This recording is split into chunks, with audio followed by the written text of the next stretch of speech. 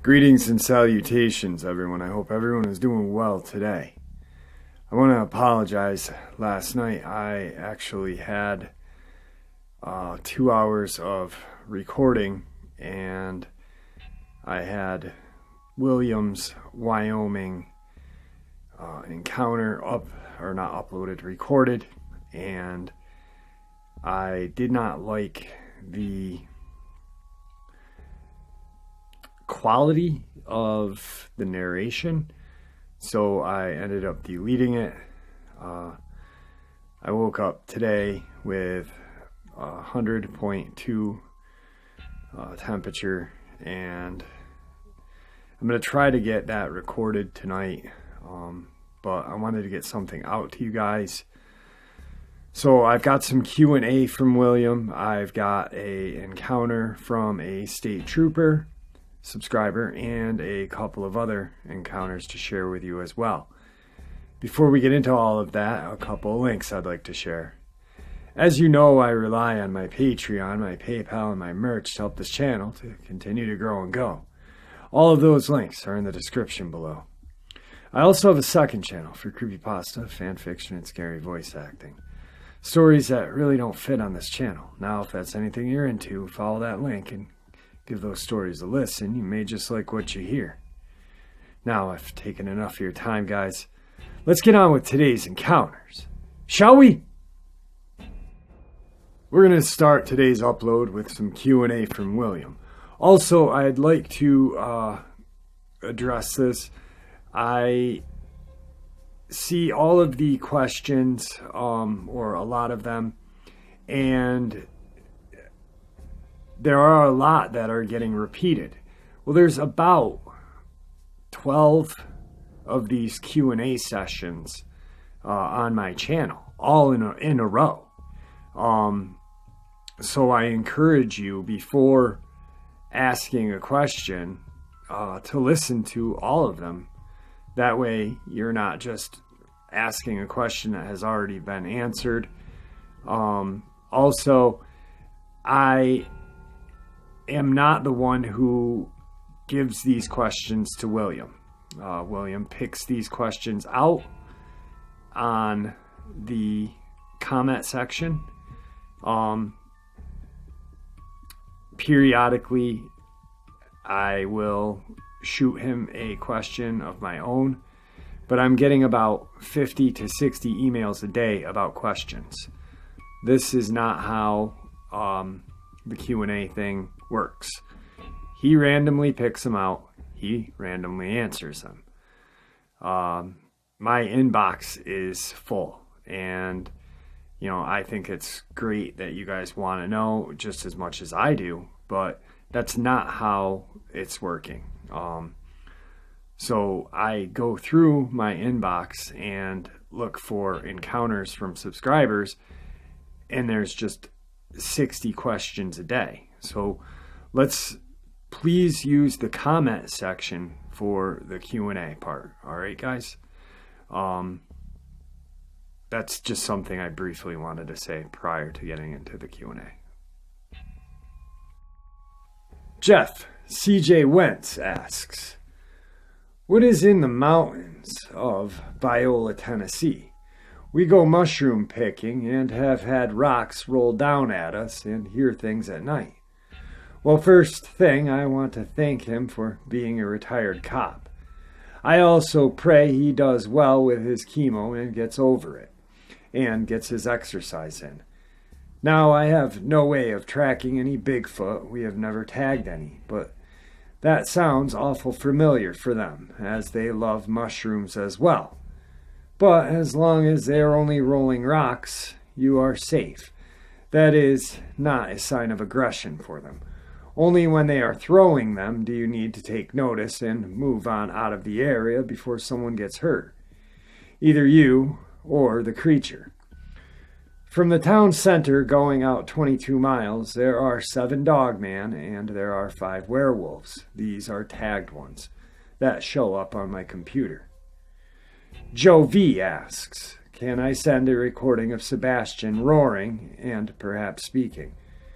Joe, I will see what I can do about that. I don't know if I have him recorded or not. Give me a few days to check my files to see if I have anything with him on it or not.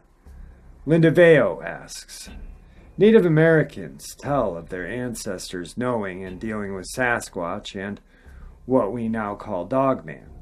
Do these things differ from the government beings? And how did the government create them? What did they use to start? They are the same beings then as they were now. I know they had dealings with these creatures is unknown to me. The communication is the part that I would see being the hardest obstacle to overcome. Then to make them know that they wanted to trade or something like that. We didn't create them. We captured them in the wild by tranquilizing. We captured the werewolves in 52 in Louisiana. And then in 54, we captured a dogman in Taylor, Mississippi. And in 1967 through 8, we captured a pair of Bigfoot, but the program never worked. The male died in captivity and the female was released in Cadiz Cove, Tennessee. Bruce Jones asked, would a 12-gauge shotgun firing 3.5-inch double-aught buckshot stop one of the big three? My answer to that question is, personally, I wouldn't trust it to do the job. I have killed a massive Bigfoot in Arkansas, and it took 2 rounds from a .458 Winchester Magnum, and they were both placed at the base of its skull. I did have an agent that's all he'd hunt with, but he is no longer alive. Now, either a Bigfoot got a hold of him and went into Canada. Daniel Bannis asked, is there some kind of way that William will be assured that Sebastian will be taken care of for his retirement? Daniel, at this present time, I have made the rules that they are supposed to be used when we move him. He has agreed to these when I am not there to move him by myself, so I have to figure something else out before I leave. I've even thought about taking him with me, but that goes against everything I teach and try to teach people about these creatures. I guess I will talk with him and see what he says when I get closer. David 8997675 asks, why do I call Sebastian a werewolf? Was Sebastian ever human? Why I call him a werewolf is that's his breed. And that's what he is. Was he a human? No, but he has human traits. He speaks and has the same human body type, except covered in fur, and is by far the cleanest of all 3. Mark Burrow asked, is Sebastian's immune system able to combat the coronavirus? I know that testing has been done on one brought in from the wild because they said its system would be more resistant than his own, count on the shots he has been given. Jason Week asks, once again about the old Slewfoot as to what it was written about. Seeing how my great-grandfather on my mother's side of the family wrote the song, his name being Howard Crockett, and a friend of his named Webb, I don't remember his first name. I can remember him being at the house. I can't remember his first name for some reason.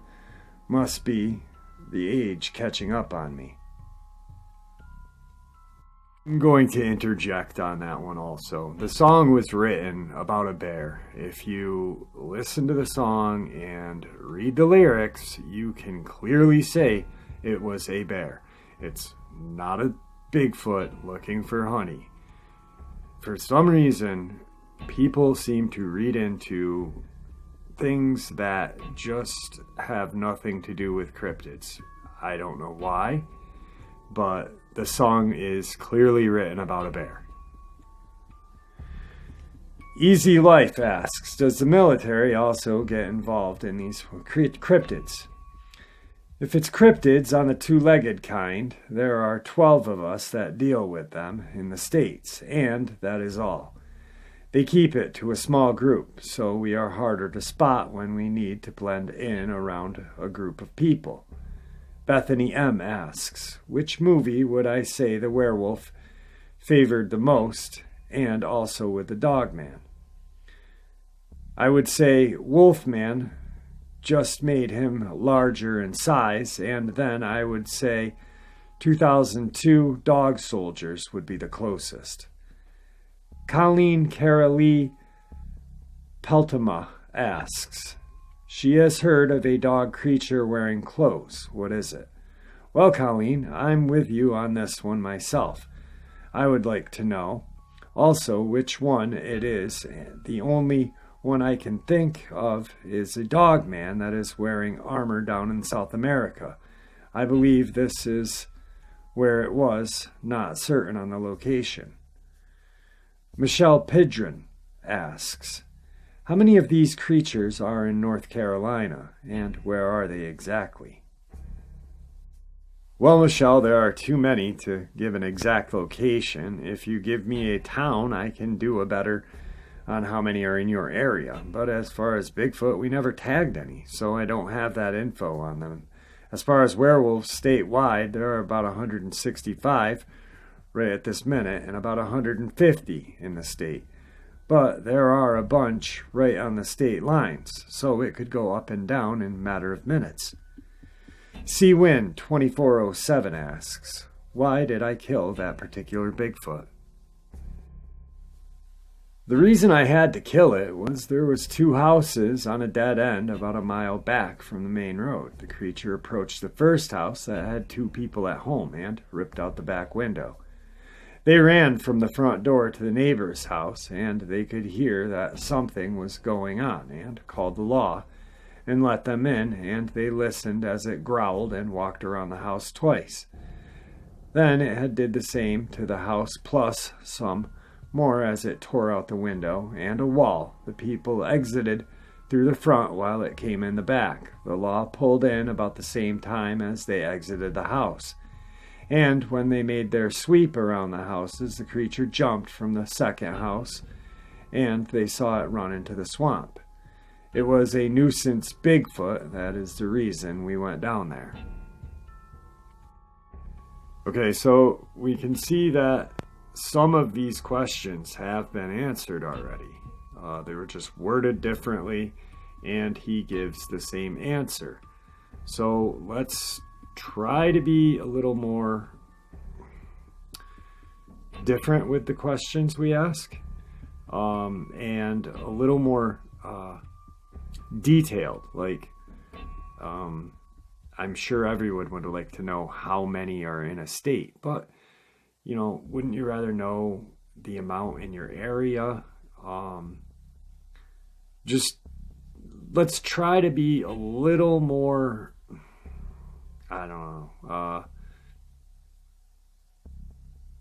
reasonable with the questions, if that makes any sense. This next part of the upload is going to be an update on Bill's or William's last mission that he went on. And if you guys remember, he was going out in search of some sort of humanoid cave-looking man thing. Hey Jeff, it's 1415 hours. Now we have just finished loading one helicopter with bodies and getting ready to get us on the other one. This is going to give them something to study. 11 bodies in total. 7 men and 4 women were in the cave south of the park on the National Forest land. There was also a place to land the helicopters within 200 feet, so that helped with the loading. All the new agents did really well. Myself and Sam went in and drew them outside, and the fight started then, and only lasted minutes. Then we went back in and got the remaining 5, 4 women and 1 old man, too old to fight. All had a very heavy brow. The men were heavily haired and very thick bodies with heavy muscled and about our height. The women had the same type of brow, black hair on them, and they had no overweight issues, but they fought like devils. Myself and 1 had to get stitches once we arrived back to Virginia. They were able to get my wound to quit bleeding finally, and Sam also as well. We will see how many stitches this one takes. We had followed them back to the cave, and that's where it all came to an end, with Sam taking a spear to the belly and groaning like he was dead. I went to check on him, and as I bent over him, two jumped on top of me, and I started to roll them off of me, and one buried a stone knife in my chest and pulled up, causing it to rip a hole in my chest. A couple of the newbies took care of the two females that had been attacking me by killing them, then carried me outside and went to patch my wound up. I have about a 3-inch wound in my chest, maybe a little longer. They packed it full of gauze, and we went back to Virginia. I emailed him back. This was yesterday. That's crazy. I'm glad you're okay. I cannot believe there were real-life cave people. That's nuts. Were they human or a subspecies? I don't know how human they are, but you could put a round from a .308 Winchester in the heart, and they were done. No more fight to them. No more heartbeat. But the women fought hand-to-hand with us. They fought like devils. I've had men that could not fight as hard as they did. Also, right now, I want to apologize. If you guys keep hearing, there's helicopters going over my town right now. I don't know why. It's very weird. We don't have a major airport near us. There's one about 50 miles south of me in Albany, New York. But I did see some National Guard trucks rolling around my town today. There's been rumor that New York will be put on a lockdown very soon. I don't know how true that is, but once again, I hope everyone is doing well out in subscriber land. I hope you guys are safe and healthy and everything. Now, let's get back onto this.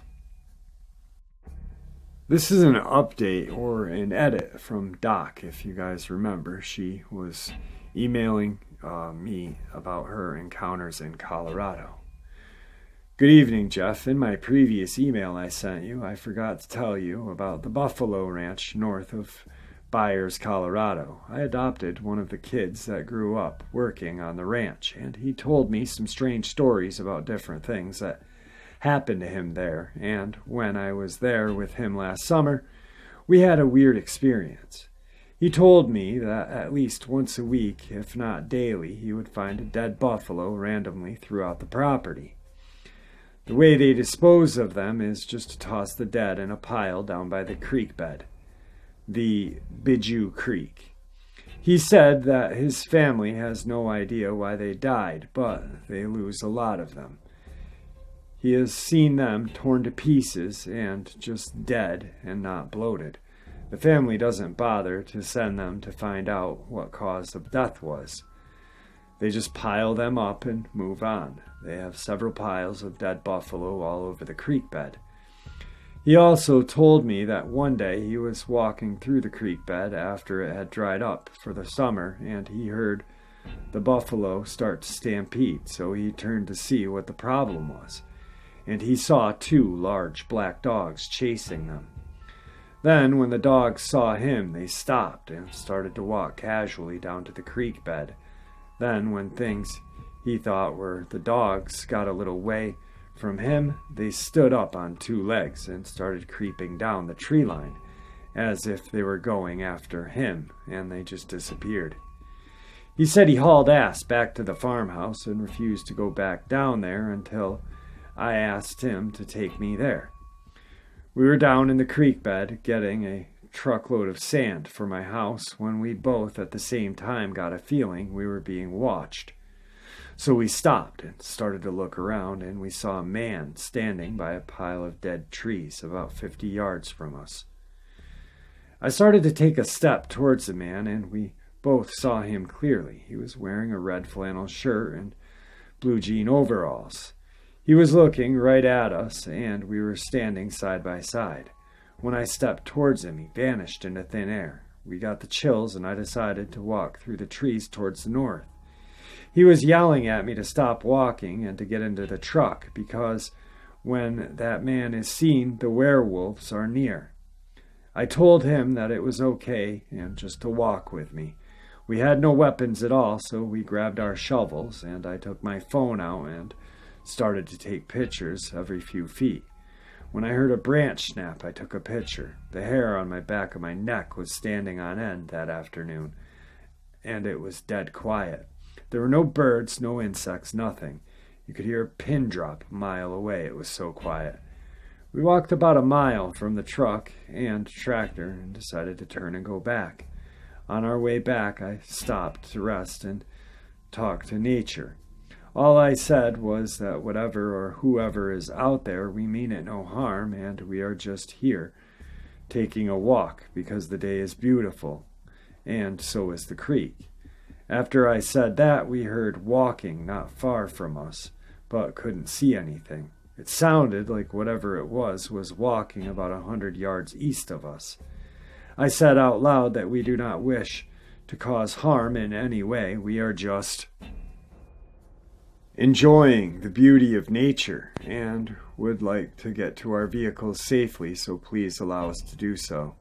We started to walk back through the trucks. I heard the noise not far from us because my adopted kid took off running. When I heard the branches and dead leaves crunch, I stopped and took pictures all around me. Then I walked casually to my truck and said thank you for allowing us to walk the beautiful land, and we are going to leave now. Then he got onto the tractor and I got into the truck and we left. Today's final part of the upload is from a subscriber who is a state trooper. Jeff, at work, working a double. Sorry it took me some time to get back to you. I'm on lunch now. My name is redacted. I am an African-American male, 34 years old, 6'3", 275 pounds. I'm in shape. I've been in the law enforcement going on 5 years now. Recently, I transferred to PA a year ago. 4 months after settling in to PA, there was a call through dispatch that came through as there was a minivan on the side of the road in the ditch that the driver believed he hit a black bear, lost control of the vehicle, and went off to the side of the road. And a few minutes later, it approached the van trying to get in. It's a husband, his wife, and their 13-year-old son. So at the time, I was the closest one to the scene, 5 minutes west on 78 West. So I got to the described area. It took me 10 minutes to find them. I approached the vehicle. There's claw marks, half an inch deep. I announced myself to them. They were hysterically sobbing. I'm trying to calm them down and ask where the bear is. It must have heard you coming, so it took off. I called for emergency services, and they were about 20 minutes out. They didn't want to get out of the car, as I assured them it was gone, so I can see who was injured. Then I heard a low, powerful growl from behind. I was facing the family, my back to the woods. Looking at the husband's eyes, as big as saucers, I knew the bear returned. I slowly unholstered my service pistol, at the time, which was a 9mm. I slowly turned around and realized, shit, this isn't a bear. Standing 40 feet away, on all fours, was a monstrosity. Then it stood up and let out this roar which fucked with my mobility. I couldn't move, and me and my pea shooter against this 8-foot beast. I am the only thing between him and this family as I looked into those orange eyes. Hair blacker than night, I knew what its intentions were. I'm going to kill and eat you, and there is nothing you can do to stop me. Shooting at it would have just pissed it off. I had no choice, so I took aim for a headshot. It charged, and I fired 2 shots. I missed, the other grazing its ear. It started running in a zigzag pattern. Fired 3 more. They missed.